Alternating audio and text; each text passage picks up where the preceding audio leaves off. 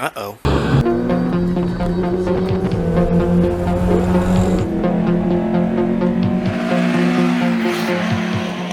I drink milk. I've been here, a couple days after work this week, just throwing some more stuff on the motor. Didn't get to record because I forgot the camera at home. Got the oil pan on now, sealed up, good to go. Got my Bonsai Racing oil pan brace, should help with keep the motor from twisting when I put boost into it.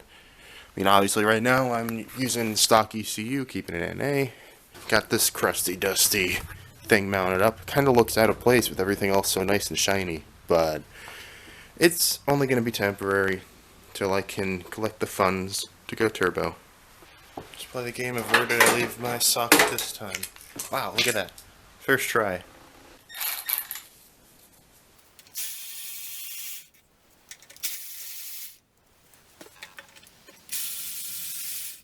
There we go.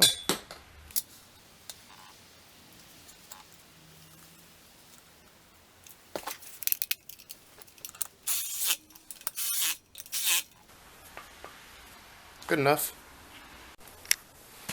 Alright, next up, clean up and install the new grommets on these injectors. Put the fuel pulsation dampener, fuel pulsation dampener delete bolt on. Just a little banjo bolt. Nothing crazy. Yeah, fuck me, man. God damn it. This thing's on so fucking tight, I think I'll just wait till I bolt it onto the motor and then crack it off. Got these all cleaned up. These are the nozzles for not the nozzles. I don't know what you would call them. Injectors? Injectors for the oil meter and pump? So I got those cleaned up. New crush washers. I'm gonna throw those in now. I need to reseal this oil pan on the transmission before I put it in the car. Make my life a lot easier. Do that real quick. Actually, there is already a gasket in here. It looks to be in good shape, so I think I'm just gonna risk it. I'm just gonna keep using this. But if it starts leaking, I'll worry about it later. This is a nice thing about the Turbo 2 transmissions. You can actually take a peek inside and at least do a visual inspection before you pay way too much for them. Handy dandy little bolt template? I guess template? Is that the word? I don't know. But just so I don't forget what bolts go where, I could probably figure it out if I spent 30 seconds thinking about it, but fuck that. Who does thinking? Oh, by the way, we're almost there. Just gotta yoink it up off the stand and, yeah, get the transmission attached. That might be where I have to leave it today, and then come back tomorrow and get it sitting in there.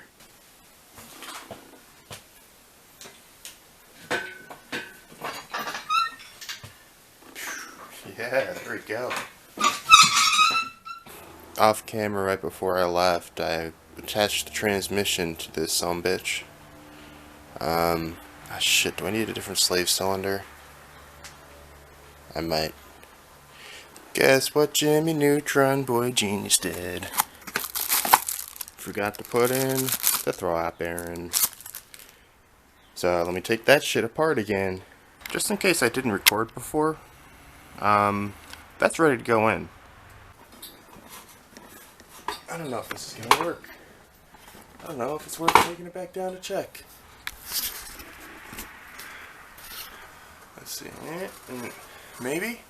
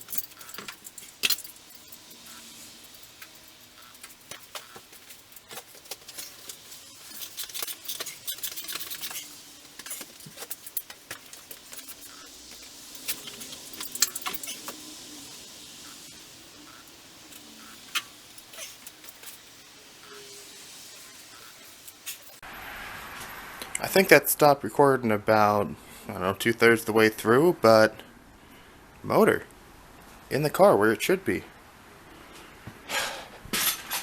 Looks a lot smaller in the engine bay. See why people put LS's in these. Put anything in here. Okay, I put together this little checklist of stuff that has to happen before I can get this running again. I mean, this is only the mechanical stuff, really. You know, once I get this knocked out, I'll worry about routing the harness, getting all that stuff reconnected. I do have to also wire in. I got an AEM wideband, just so I can keep an eye on my air fuel ratio. You know, since I'm ported and using the stock ECU, just want to keep an eye on that. A little bit of extra security. And when I go hull tech and put the turbo on, I can just hook up that same wideband to the hull tech and monitor my air fuel ratio that way. So win-win. Actually, I do have one thing already to cross off the list. Fuel pulsation dampener delete. Done. Done.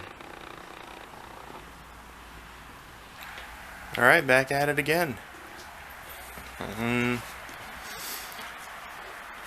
Been chipping away at that list for the past couple days.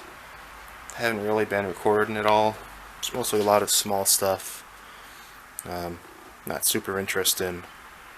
But I got some parts in so I can get the transmission mounted up nice and proper. Got this new Y-shaped bracket that mounts the transmission to the rubber mount.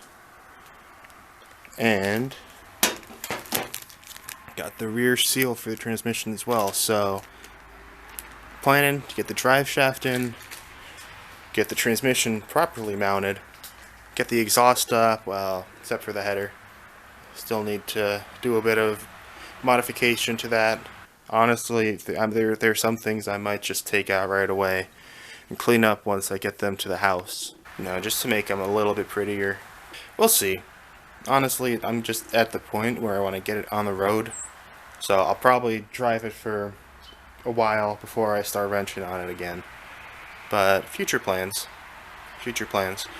I do want to do stuff with the FC this year. You know, especially for the channel, since like only ever been on it in this state. Like this is literally the most complete it's looked on the channel.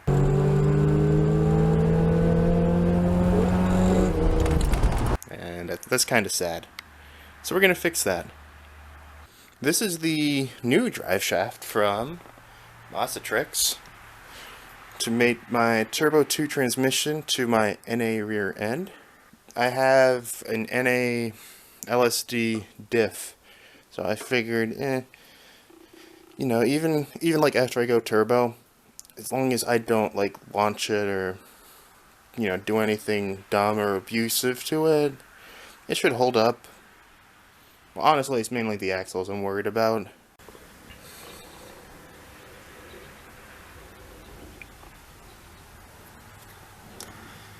Drive shaft.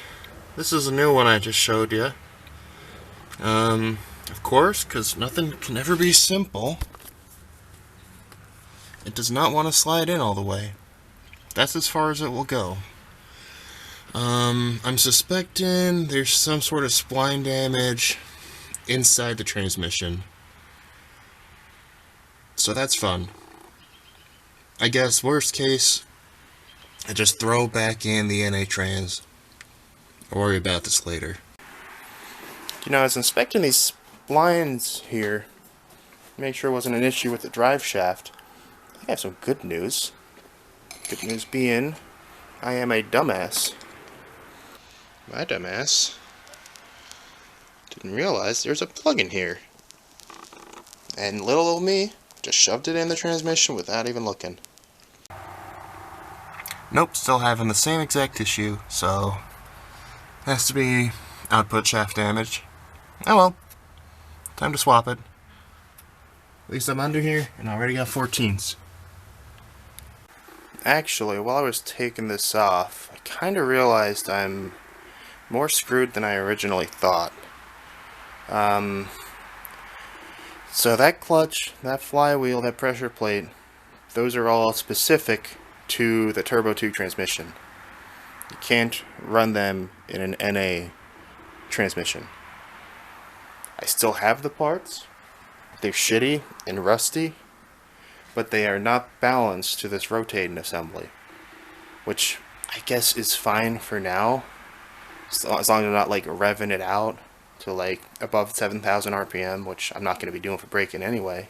I really don't want to have to crack off that 54mm bolt, and I don't know if that's going to fuck with my end play. Either way, I think I'm going to have to take it out, so I'll take it out, I'll remove the tail shaft, I'll inspect it, see what the story is. Uh-oh. Back at it again. So, as you might have noticed, I took the tail shaft housing off to see if the splines were fucked up. Splines are good. Splines are fine. It's the bearing inside the tail shaft housing that's a little tight. So, what I've been doing is I'm just doing a little itty bit of what is it, micro polishing on that shaft there. You know, hopefully I can get the clearance down enough where it can slide, turn freely. I was working on it a bit last night. I got it close enough where it can now slip into there, but it's still a little bit tight, so I want to bring it out a little bit more. So today is Thursday. I'm really hoping, like at the latest on Sunday, I can get this running. So I still got a lot of work. The annoying part is when I was taking this apart, of course they're like, probably shouldn't have this in my mouth when I'm talking. I'm a grown man. I can eat what I want. This is dinner, actually. This is my dinner. Good old Home Depot. Grab some nuts, some washers, and dinner for 12 bucks.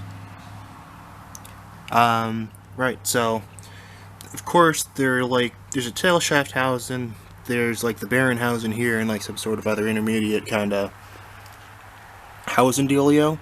Of course, when I was trying to take the tail housing off, everything separated from the main gear housing except for the tail shaft. So now I gotta take all this shit off to reseal those slices, basically. So I'm gonna see if I can just sneak the silicone into there with that amount of clearance. It's probably gonna go real shitty. I'm probably gonna use too much. It's definitely not gonna be a nice clean bead. Or maybe it will be. I can sneak that nozzle in. I was supposed to do this last night, but tonight for sure. Transmission in, drive shaft in, exhaust, up. At least up to the header. Got it sealed up. Definitely used a little too much RTV. You can see it kind of squirting out the edges there. Beautiful.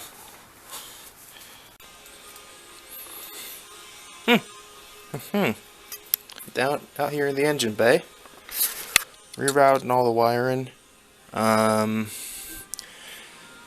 It's going a lot smoother than I thought. I thought it would be like a pain in the ass and I'd completely forget where everything went. But you know what? It's all coming together, more or less. Still plenty of mystery connectors, but maybe as I bolt everything else back on, it'll start to make sense.